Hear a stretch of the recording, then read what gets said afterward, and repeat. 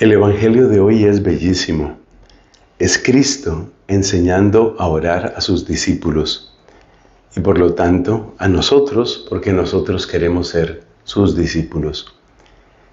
Quiero compartir con ustedes 3 puntos sobre esta oración que con toda razón la llamamos la oración del Señor, la oración de Jesús. En primer lugar, observemos que si es la oración de Jesús, no se trata solo de repetir unas palabras. Viene a mi memoria lo que dice el apóstol San Pablo en el capítulo 2 de la carta a los Filipenses. Dice este apóstol: tengan entre ustedes los mismos sentimientos de Cristo. Y este es el primer punto para hoy. El Padre Nuestro no consiste en repetir palabras, más bien consiste en educar el corazón.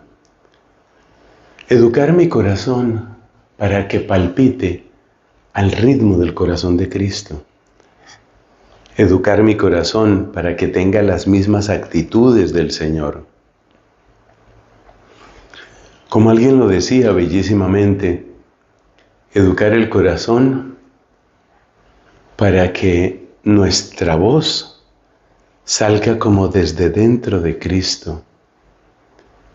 Imagínate decir el Padre Nuestro, pero como habitando el corazón del Señor, como estando adentro de Él, como hablando desde dentro de Él. Esa es la mejor manera de decir el Padre Nuestro. Insisto, no es repetir palabras, es educar corazones, educar nuestros corazones para realmente orar desde Cristo. En la Santa Misa decimos, por Cristo, con Él y en Él. Esa es la actitud para decir el Padre Nuestro y ese es el primer punto. Segundo punto. En otro lugar, Cristo nos insiste en que debemos ser perseverantes al orar. Pero en el pasaje de hoy, Cristo nos dice que no estemos diciendo muchas palabras y que no pensemos que por decir muchas palabras vamos a ser escuchados. Entonces uno puede quedar un poco confundido. ¿Tengo que orar mucho pero no utilizar muchas palabras? Y en el fondo la respuesta es exactamente esa.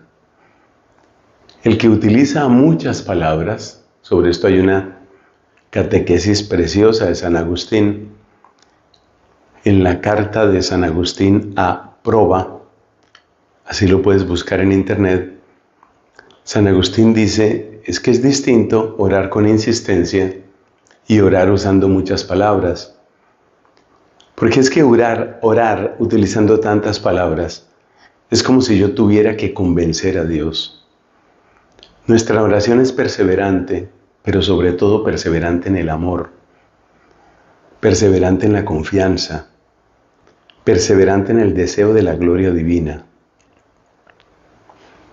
Nuestra perseverancia no es una manera de tratar de convencer a Dios. Nuestra perseverancia es una manera de crecer en el amor. Y última recomendación. ¿Qué hacer cuando nuestras peticiones parece que no son escuchadas? Yo creo que es una inquietud que todos hemos tenido en algún momento. Y de nuevo apelo a los sabios consejos de Agustín, San Agustín, cuando nos dice, entre otras cosas, que la respuesta que no recibimos siempre tiene un motivo. A veces es que no nos conviene lo que estamos pidiendo. De eso nos advierte el apóstol Santiago en su carta, la carta de Santiago en la Biblia. Tal vez lo que estoy pidiendo no es lo que realmente me conviene. Pero en otras ocasiones, la insistencia en la oración tiene un propósito diferente. Y es que Dios quiere preparar mi vida, preparar mi corazón para el don que Él quiere darme. O sea que cuando la respuesta a la oración parece que se aplaza, no debemos mirarlo como sordera de Dios o indiferencia de Dios, sino que, repito, a veces no nos da lo que pedimos porque no es lo que más nos conviene, y otras veces Él mismo nos está preparando para que podamos recibir y aprovechar los dones que su providencia tiene reservados para nosotros. Hermosas enseñanzas sobre la oración, porque no hay tesoro más grande que unirse a Cristo orante. La gloria para Él.